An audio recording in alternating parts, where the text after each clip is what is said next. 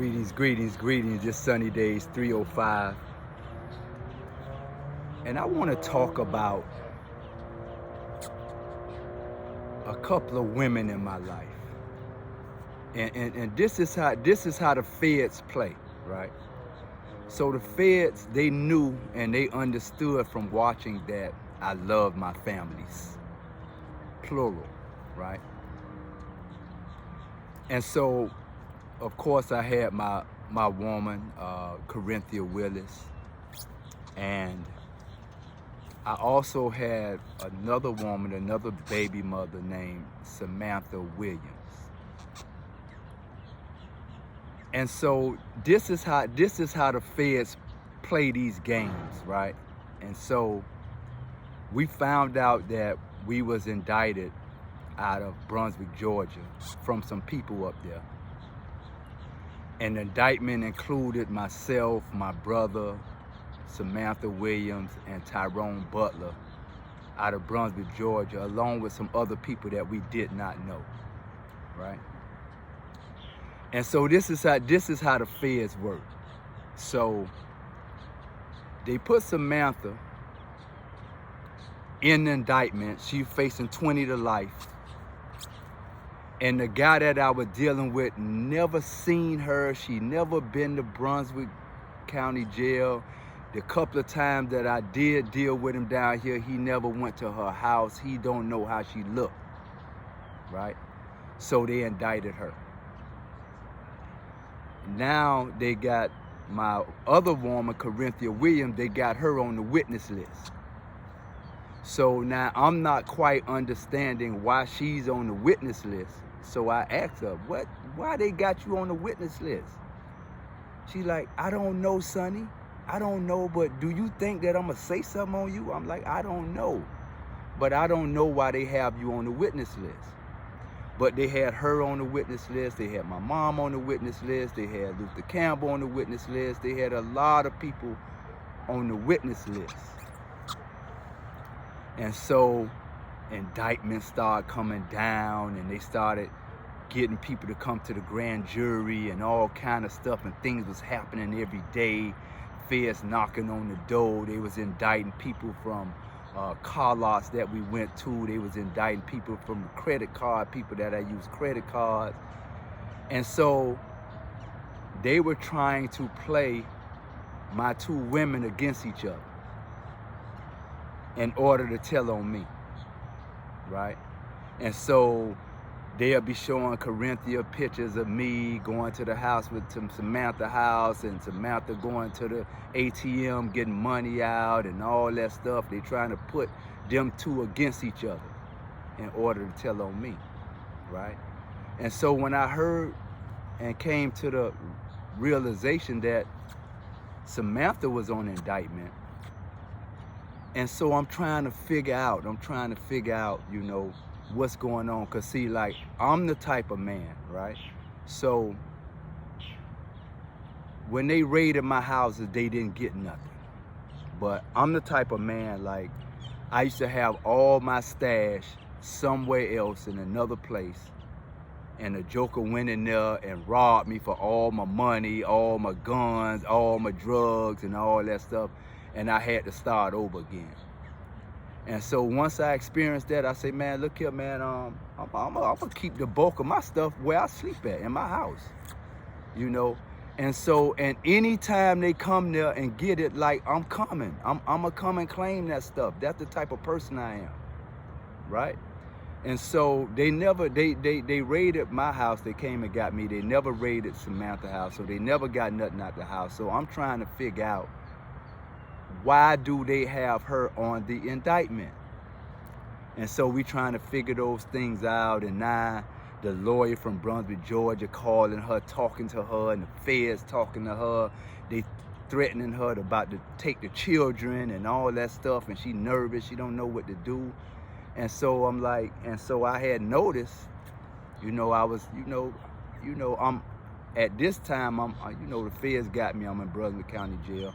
So I'm trying to have conversations with her just to see what they're talking about, because, at some point I'm gonna have to stand up to the plate. And so I noticed that I was giving her information and she wasn't giving me information. And so I said, hey, let me ask you a question. So I've been asking you questions. I've been asking you to send me paperwork, and you have not been answering me, and you have not been sending me paperwork. I'm asking you, is these people telling you don't talk to me?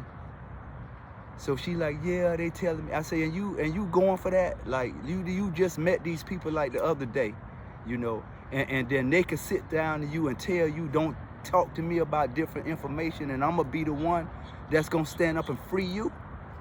And she like, well, they talking about taking my children and all that stuff. I say, well, I've been thinking about this thing. And like, I never took you to Brunswick, Georgia. I never been. And the guy that initiated the thing, he never seen you. He don't know you. So I'm trying to figure out how they trying to tie you in this case.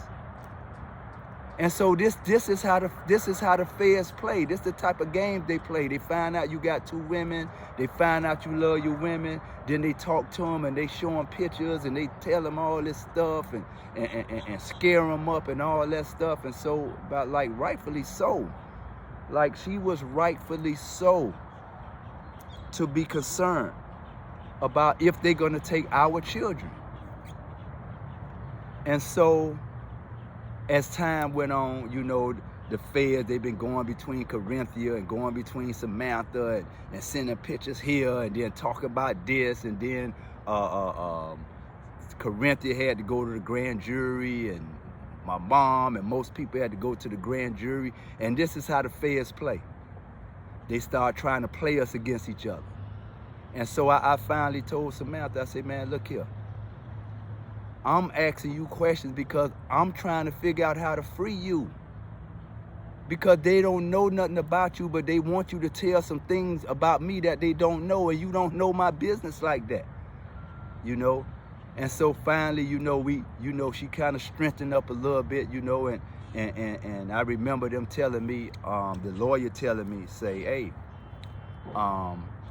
you're gonna have a court date and they're gonna get Samantha to come to the court date, to court in Brunswick, Georgia, and when she come to court, they're gonna arrest her. So I'm like, you know, so during this time, I'm really weak, right?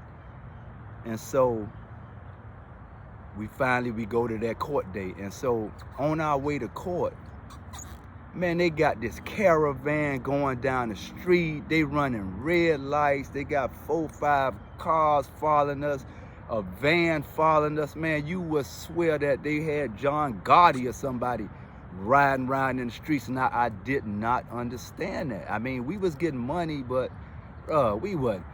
Come on, man, the caravan running through red lights. Good morning, sir. Running through red lights. Got security guards at the jewelers, got the people on the jury.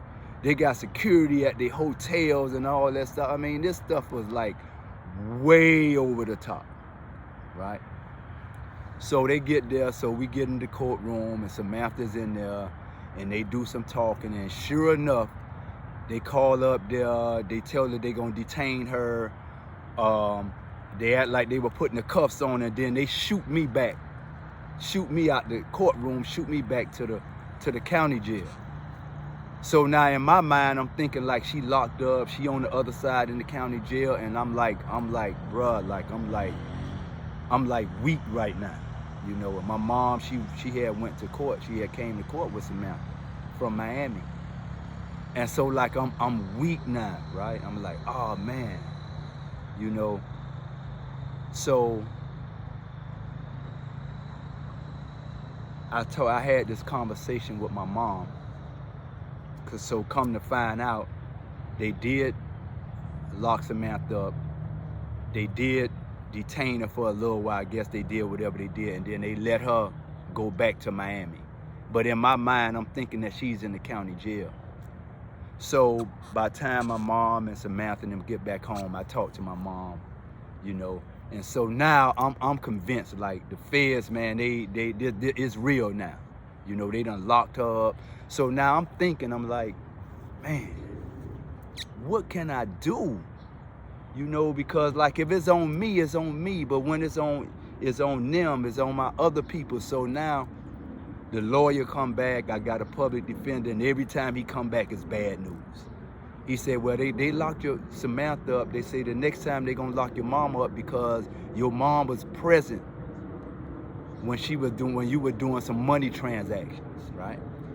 And so now, you know, I'm kind of believing them now because they done locked Samantha up, and they talk about locking my mom up. And then my lawyer, he was saying, I asked my lawyer, I say, why do they have Corinthia on the witness list?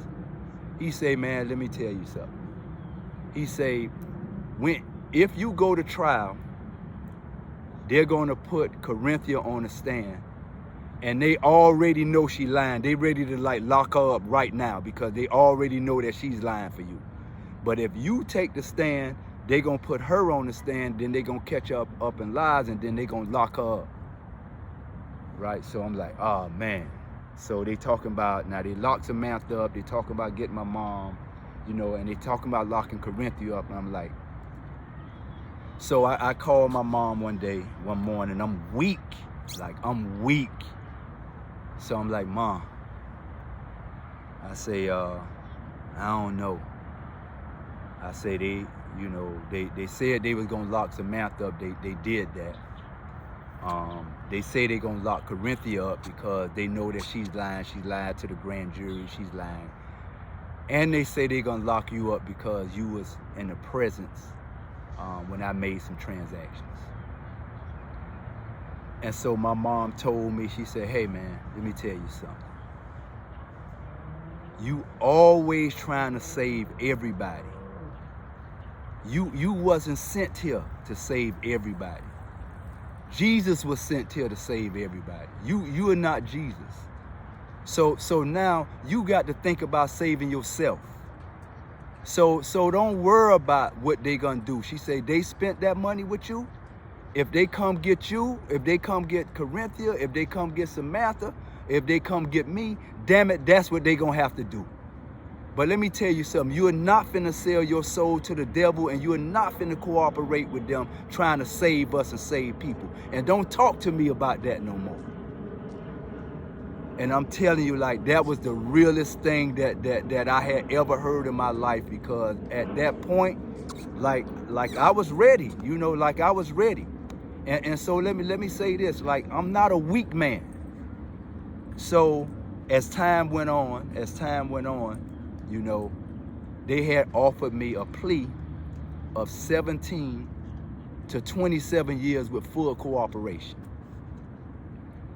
And so I'm like, you know, I don't know the people who you want. I don't know them like that. I don't know the people who you want like that. This is what I'm telling my lawyer. So my lawyer tells me they'll tell you what to say. I'm like, they'll tell me what to say. I say, well, I tell you what. Tell them, offer them this plea. Tell them that I'll sign for a life sentence and would never ever put anything else in court again if they would leave my family alone. So that's the type of brother you dealing with right here. I offered my life for them to leave my family alone, and I'm in contact with my lawyers, so everything I say could be fact checked.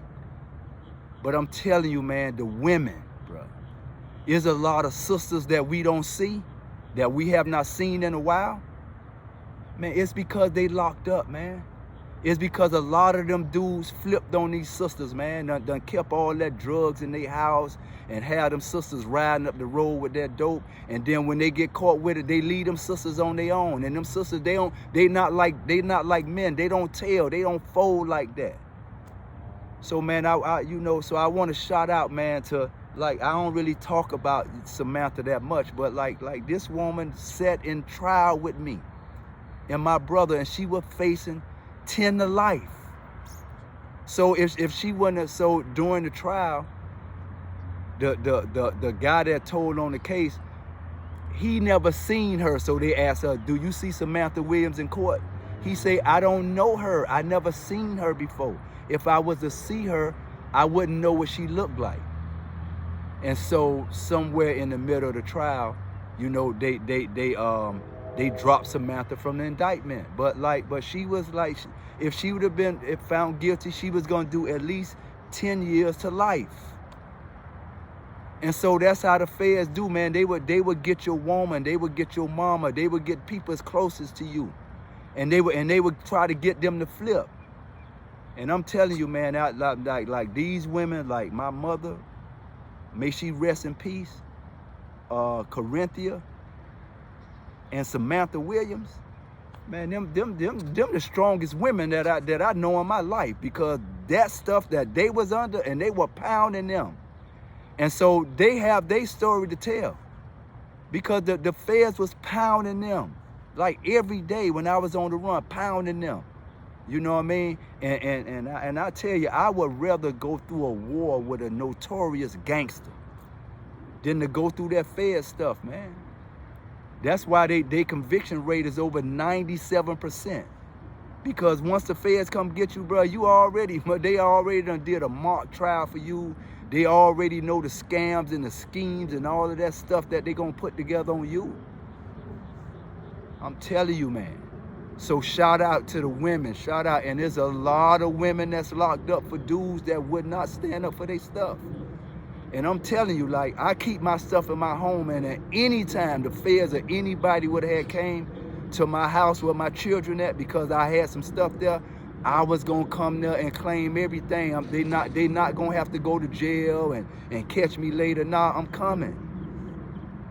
So I just wanted to let us know how the feds play part 1. Y'all stick around for part 2, Sunny Days, 305 Degrees podcast, man. The feds is real, man, and this how they play. And I don't care how strong you is, man.